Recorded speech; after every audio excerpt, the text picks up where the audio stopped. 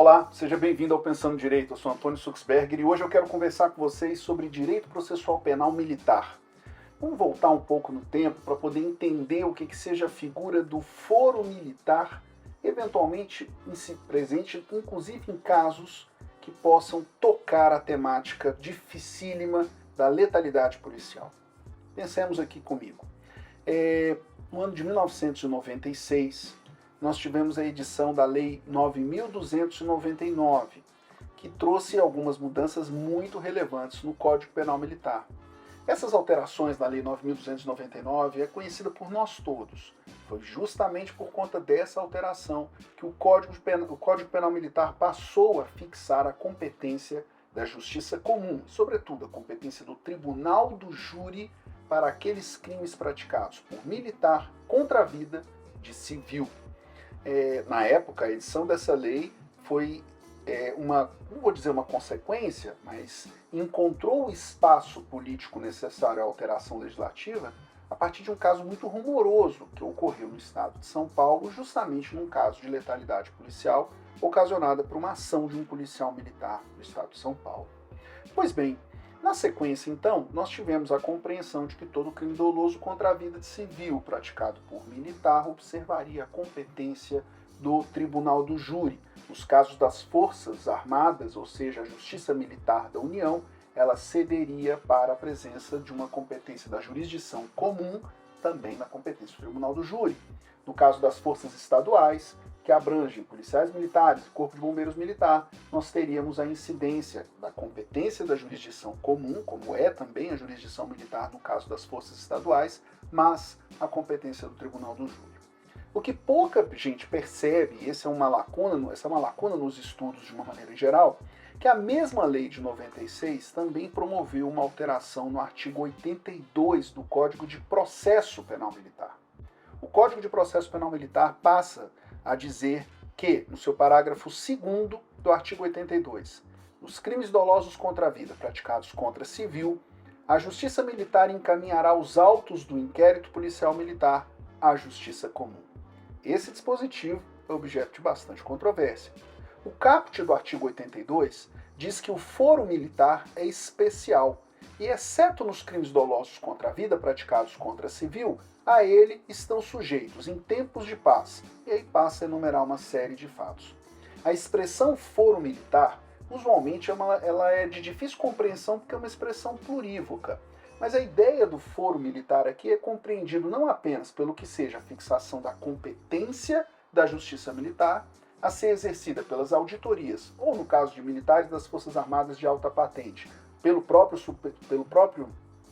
Superior Tribunal Militar, ou mesmo nas situações em que nós toquemos essa competência da auditoria à investigação por inquérito policial militar. Talvez a consequência mais relevante aqui esteja presente justamente nessa forma especial de investigação preliminar, conduzida nos termos do CPPM, o Código de Processo Penal Militar, por oficial da força e com a peculiar figura presente no Código de Processo Penal Militar, que é a figura da assistência de procurador. Olha só que interessante a relação do Ministério Público com a atribuição na Justiça Militar nos casos do inquérito policial militar. Diz o artigo 14.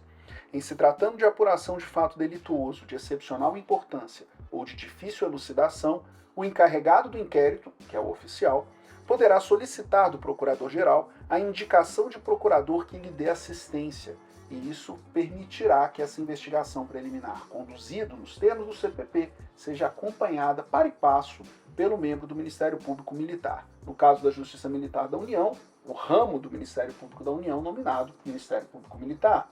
No caso da Justiça dos Estados, a jurisdição comum, com a presença da Justiça Militar nas auditorias, o promotor de justiça com atribuição perante essa auditoria militar, usualmente nominado promotor de justiça militar. Pois bem, qual o ponto que aqui interessa? Em 2017, o Código Penal Militar observa uma outra mudança, a Lei 13.491 de 2017, que amplia a competência da Justiça Militar, porque modifica a técnica de definição sobre o que seja o crime militar. Atente para isso. A Constituição diz que a competência da Justiça Militar se dá para os crimes militares. Para quem estuda, é muito comum um equívoco. Nós achamos que estamos estudando uma matéria de competência. nós estamos discutindo lei penal. Lei penal, conflito aparente de normas. Não é um tema de processo, é um tema de definição de crime militar. Uma vez entendida a incidência do crime militar, a fixação da competência da justiça militar vem a reboque. Então, já faço esse alerta aqui num primeiro ponto. Muitas vezes há uma dificuldade muito grande de quem está estudando para entender a competência da justiça militar, porque muitas vezes acham que estão estudando um tema de competência, quando em verdade não. É a presença de um tipo penal. E os estudos, as categorias que nós aplicamos, são categorias presentes no chamado conflito aparente de normas, princípio da subsidiariedade, princípio da especialidade, entre outros. A lei de 2017, ela altera a técnica legislativa de definição do tipo penal militar.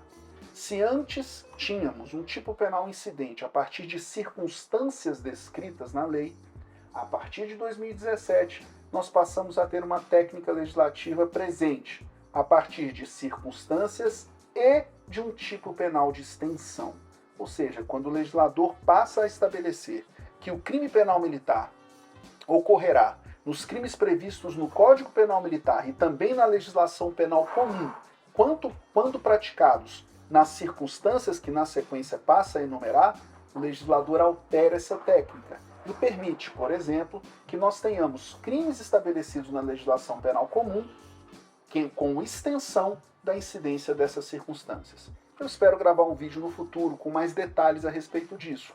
O que me interessa hoje tratar é o seguinte: com a ampliação do rol de crimes militares e a consequente ampliação da justiça penal militar, o que nós tivemos? A ampliação da incidência do foro militar e, por conseguinte, mais fatos criminosos investigados por inquérito policial militar. Essa observação se mostra relevante porque, se nós temos o crime militar, teremos a investigação por inquérito policial militar. E como fazer nos casos de crime praticado contra civil que seja doloso? Olha que coisa interessante. O artigo 82 a que eu me referi, especialmente no seu parágrafo 2º, ele traz essa problematização quando ele estabelece essa observância do foro militar, mesmo quando o crime seja da competência do júri. E aí ele estabelece que, nessa situação, a justiça militar encaminhará os autos da investigação à justiça comum. E aqui temos um problema.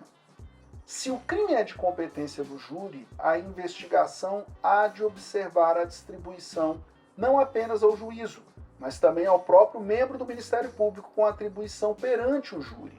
Porque, afinal de contas, o júri ele goza de uma fixação de competência que nós nominamos como vis atrativa. A competência do júri ela é estabelecida de modo mais amplo e é a partir da sua exclusão que, eventualmente, esses fatos serão processados fora dele.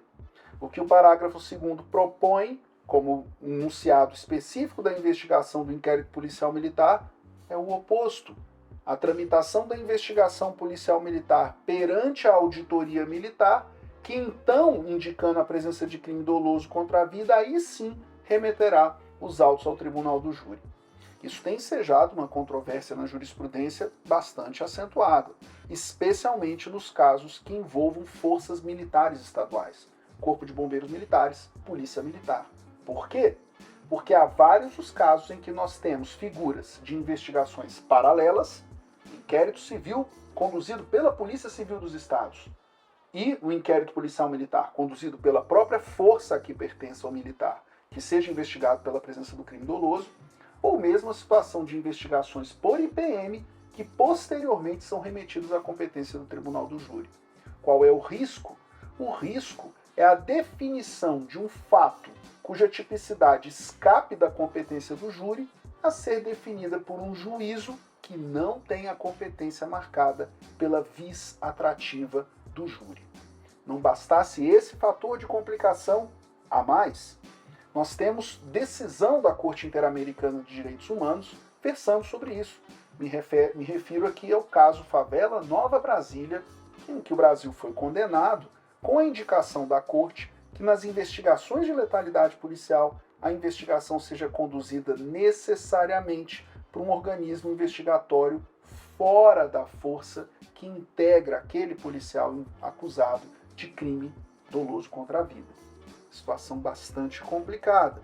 Se você for procurar na jurisprudência hoje, não há um quadro consolidado sobre isso.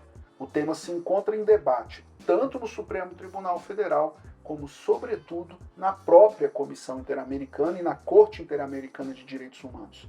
Eu destacaria aqui, pelo menos, a Arguição de Descumprimento de Preceito Fundamental, a ADPF 635 no Supremo Tribunal Federal, a chamada ADPF das favelas, assim que ela normalmente é referenciada na imprensa, em que o próprio Supremo Tribunal Federal estabelece alguns pontos de destaque a respeito de como deva se dar a investigação por letalidade policial e, sobretudo, ao menos 2 casos da Corte Interamericana de Direitos Humanos. O já decidido caso Favela Nova Brasília versus Brasil e a vindoura decisão no caso Ayrton Honorato e outros versus Brasil. Este último caso, ainda pendente de sentença, que se espera seja prolatada ainda no ano de 2023, versa sobre um caso de letalidade da Polícia Militar. Tema super complexo, um tema bastante urgente na realidade brasileira e que passa pela compreensão do alcance desse enunciado. Os crimes de letalidade, crimes dolosos contra a vida, em que a vítima seja civil. A investigação se dará 1. Por inquérito policial militar. 2. Onde tramitará essa investigação? Pela literalidade do CPPM, na auditoria militar e na justiça militar. Pelo debate, tanto convencional, como igualmente pela determinação do Supremo Tribunal Federal, a prevalência da competência do júri. Acompanhemos com atenção. Assim que tivermos uma decisão a respeito desse tema mais relevante, não perca que eu faço um vídeo aqui no Pensando Direito. Até outro tema, um grande abraço.